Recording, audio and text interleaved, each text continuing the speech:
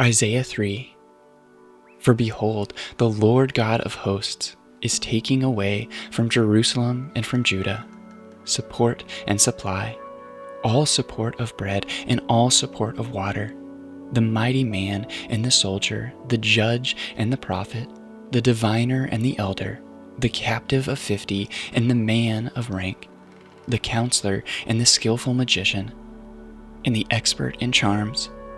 And I will make boys their princes, and infants shall rule over them, and the people will oppress one another, every one his fellow, and every one his neighbor. The youth will be insolent to the elder, and the despised to the honorable. For a man will take hold of his brother in the house of his father, saying, You have a cloak, you shall be our leader, and this heap of ruins shall be under your rule. In that day he will speak out, saying, I will not be a healer. In my house there is neither bread nor cloak. You shall not make me leader of the people. For Jerusalem has stumbled, and Judah has fallen, because their speech and their deeds are against the Lord, defying his glorious presence. For the look on their faces bears witness against them. They proclaim their sin like Sodom. They do not hide it. Woe to them, for they have brought evil on themselves. Tell the righteous that it shall be well with them, for they shall eat the fruit of their deeds. Woe to the wicked, it shall be ill with him, for what his hands have dealt out shall be done to him. My people, infants are their oppressors, and women rule over them. My people, your guides mislead you, and they have swallowed up the course of your paths. The Lord has taken his place to contend. He stands to judge peoples. The Lord will enter into judgment with their elders and princes of his people.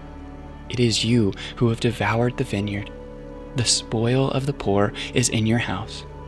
What do you mean by crushing my people, by grinding the face of the poor? Declares the Lord of hosts. The Lord said, because the daughters of Zion are haughty and walk with outstretched necks, glancing wantonly with their eyes, mincing along as they go, tinkling with their feet. Therefore the Lord will strike with a scab the heads of the daughters of Zion, and the Lord will lay bare their secret parts. In that day the Lord will take away the finery of the anklets, the headbands and the crescents, the pendants, the bracelets and the scarves, the headdresses, the armlets, the sashes, the perfume boxes and the amulets, the signet rings and nose rings, the festal robes, the mantles, the cloaks, and the handbags, the mirrors, the linen garments, the turbans, and the veils. Instead of perfume, there will be rottenness, and instead of a belt, a rope, and instead of well-set hair, baldness, and instead of a rich robe, a skirt of sackcloth, and branding instead of beauty.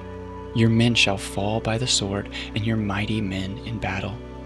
And her gates shall lament and mourn, empty she shall sit on the ground.